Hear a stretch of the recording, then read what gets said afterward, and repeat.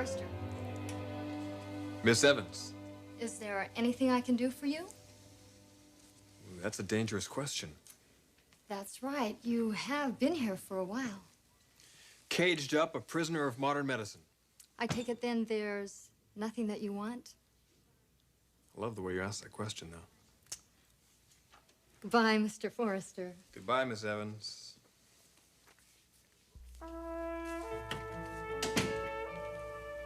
Good book? Rocco brought this in to me. Said it was raunchy. Really? Is it? Well, perversion takes on a new meaning. Maybe I should alert the nursing staff. They're already on guard. I see. So your reputation preceded you. You're looking well, son. Well, I better. They're letting me out of here tomorrow. An ugly chapter of our lives finally over.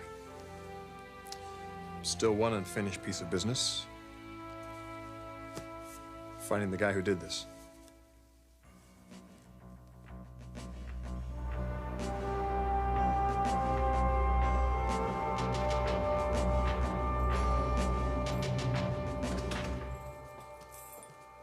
Hi, Mother. Thorne. Well, what a reaction. Well, what are you doing here at this time of day? Well, it's pretty simple. I've been doubling a lot for Ridge. I just came home to take a swim and clear my mind out. Now I'm going back to work. Why are you so worried? Oh, no, I'm not worried. You are so, I can see it. Well, I just have a lot on my mind. Mother, you've been using that excuse a lot these days. Because it's true. I know it is. Ridge's shooting is behind us. You've got to lighten up. I don't like to see you like this. I love you. I love you very much, too. And you worry me sometimes. I worry myself. But soon it will all be over. Now, there you go again. What is going to be over? Everything. I mean, eventually it'll all be normal again in this house. Are you telling me they found a suspect in Ridge's shooting? No, I'm not telling you that. I'm simply saying that soon the family will be back together again and everything will be safe and sound and secure. Mothers are pretty terrific, you know? I'm glad you noticed. There isn't anything that mothers wouldn't do for their families or their children. And they never seem to accept that their children grow up. They can take care of themselves. No, I guess we never do. May I go? Oh, I almost forgot. Brooke. She came back from her trip to Chicago. Her appearance at the symposium and her paper were very well received at the medical convention. How lovely. Mother, I'm going to say it again. Lighten up on Brooke. Why? For a lot of reasons. Any other than your brother? Mother, Ridge asked her he'll live here. He must like her a lot. Either that or he was sending me some sort of a message. Yes, and you never read the messages. Mm-hmm. That's because I don't believe it. Now, why are you interested? And why are you getting involved in this? Because I like Brooke. And more than that, I think she's really good for my brother. Now more than ever. Any other reason? And what other reason would there be? Don't ever underestimate yourself. You're wrong. That's not the reason. Good. I'm glad. See you later.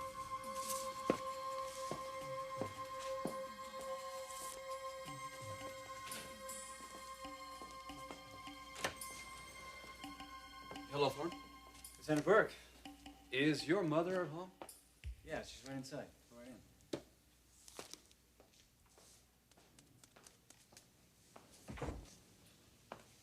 Lieutenant,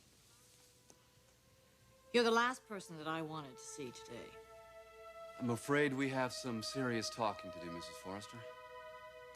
I thought I made it perfectly clear that I did not want to be involved in any speculation concerning my son. Yes, ma'am, but your feelings are not going to limit my investigation. Why don't you do your investigating someplace else? You're not welcome in my home as long as you're going to conduct some sort of vendetta against Thorne. I think you should hear me out. You may be interested in what I have to say.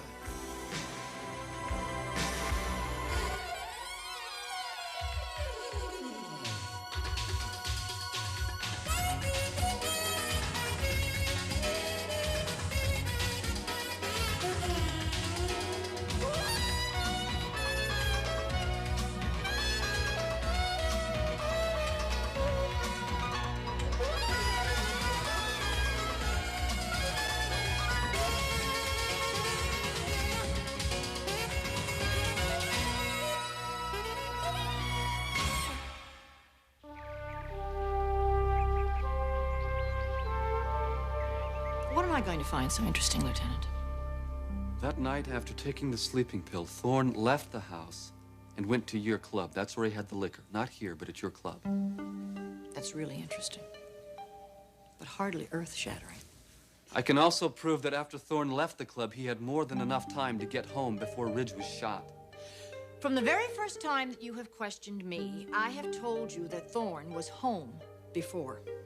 Yes, ma'am, but you never said anything about his condition. What about his condition? The fact that he was moody, intense, not his usual self. That he had undergone some sort of change of personality that night. Is this your opinion? This is fact, not opinion. All right, assuming that's so, what do you want from me? I want you to tell me what may have caused this change of personality. Lieutenant, I'm not a psychiatrist. Do you expect me to buy that, Mrs. Forrester? You're more intelligent than that. Oh, I see. You're going to insult me now so that you can bait me, and perhaps I'll say something you can take out of context. I am here to find the truth. I had hoped you could give that to me. Why do you think I know more than what I've already told you? I just have a feeling that you know a lot more. About what? For one thing, about what might have caused Thorne to leave the house and go out drinking. Why is it so strange to go for a drink? He was at home. He had just taken a very powerful sleeping pill. And even he admits that anything he might have wanted to drink, he could have had here in the house. So, he went for a drive. He went to clear his head. He needed some fresh air. Anything like that. Something drove him from this house. That is pure speculation on your part.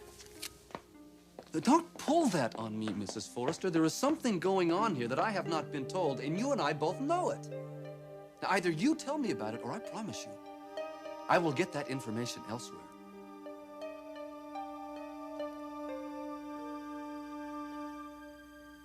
Anyway, I think that pretty much brings you up to date with what's been going on at Forrester while you've been away. With one notable exception. And what's that? Clarke Garrison. He's working at the plant now. I've given him an office. How did that happen, Kristen? No, actually, your sister stayed pretty much out of it. It was really Clarke. His initiative in helping us take over during the chaos when you were shot. Initiative or moving in? You may be right about that, but I think we have to give him the benefit of the doubt, at least for now. He did function, Ridge. He met with clients. He really took over. Yeah, I'll just bet he did. I've had good reports, Ridge, very good reports. He's a consummate opportunist, Dad. If I didn't know better, I'd wonder if he didn't pull the trigger himself. The police did check him out. Really?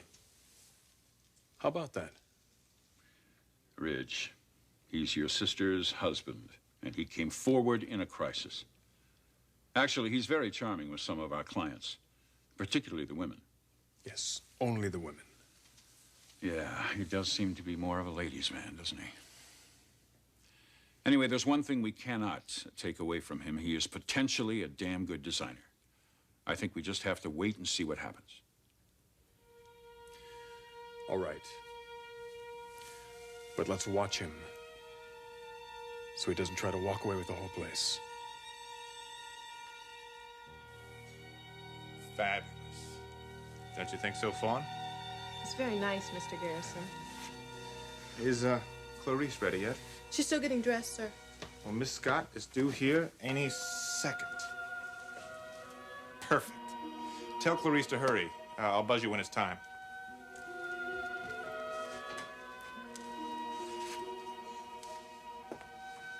Clarke, Oh, hi, hon.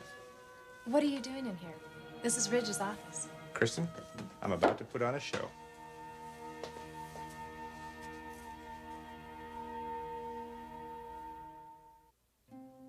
What do you mean you'll go elsewhere? There are others I can ask.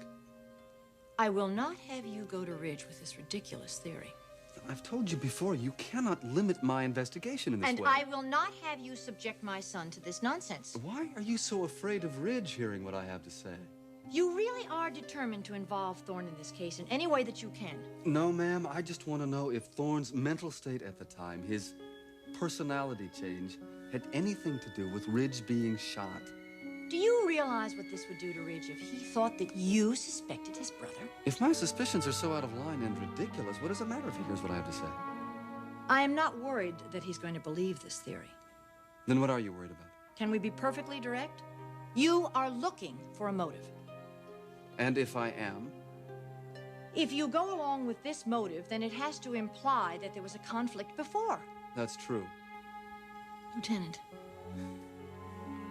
please.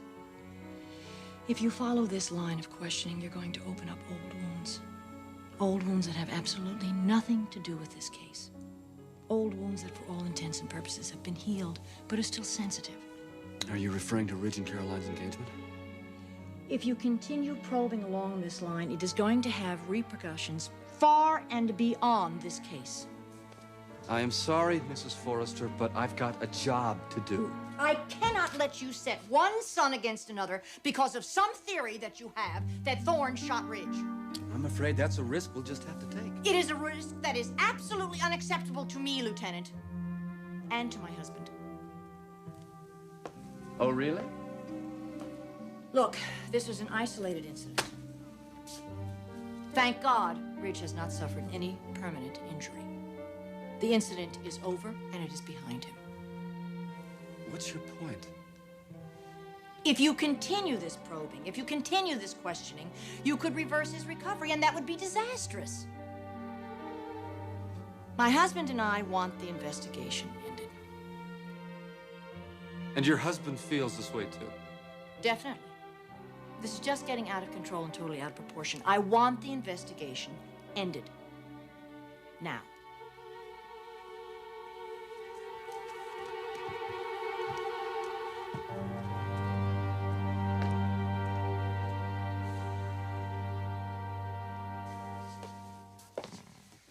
Ridge is not gonna like this. He doesn't need to know.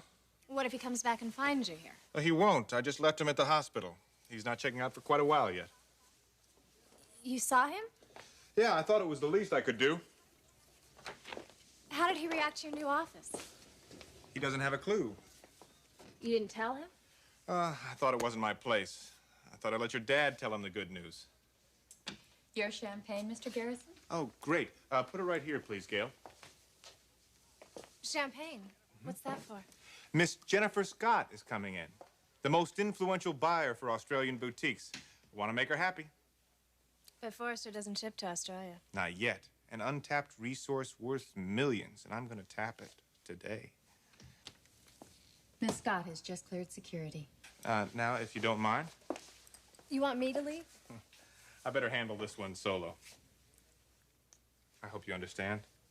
I'll give you a full report later.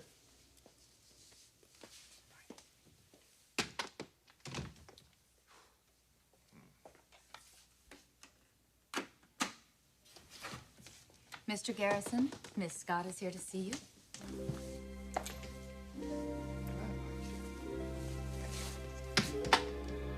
It's a pleasure to meet you, Miss Scott. Why, thank you, Mr. Forrester. Actually, it's Garrison, but that's close. Oh, I'm very anxious to see your line. Would you like something to drink first? No, thank you.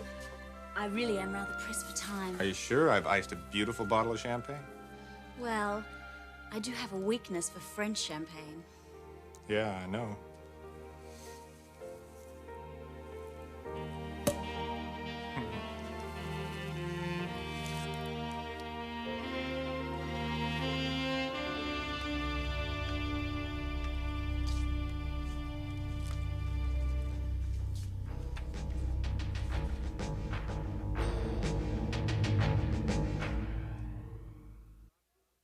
And now, Miss Scott, several selections from the Forrester Spring line, a la Garrison. Here we have Fawn and Clarice, wearing what I fully expect to be the showstoppers of the Forrester Spring line. The first gown is designed by yours truly. It's perfect for a brisk but romantic night on the yacht.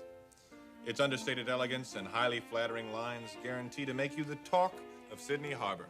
Very nice. Innovative. Flattering. Look at the beautiful rhinestone detailing on the back of the gown. Only the finest here at Forrester. Very low cut. For spring. Mr. Garrison, you're a very daring man, and the woman who wears this must be equally daring. True. But a beautiful woman, such as yourself, would even be more alluring in this gown. Don't you think so, Miss Scott? Jenny, please. Shall we look at the next gown, Jenny? Lovely. This, designed by Eric Forrester himself, will be the most talked about party dress ever seen down under. It is quite exceptional. Very, very stunning. This is style 3325. It has an exquisitely hand-stitched bodice and an elegant navy blue taffeta skirt. Lovely for any formal occasion. Well, what do you think? Absolutely over the top. When Forrester hits the continent, it'll be bigger than Ben-Hur. Well, jeez. In addition to this, we have cruise wear. I have a press conference. I really must go. Oh, that's a shame. Thank you, ladies. But you will be giving us an order. If this represents the rest of the Forrester line, I plan on making a rather substantial order. Well, Jenny, you've made me a very happy man.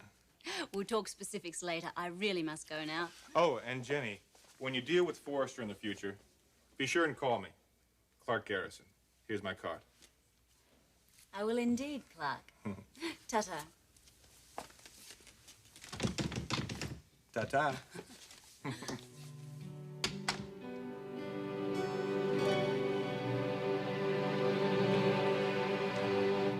Mr. Forrester, have you got a few minutes? Come in, Lieutenant. You got some good news for me? Well, that depends on what you mean by that. There's only one way I could mean it. Have you found the person who shot Ridge? You'd regard that as good news?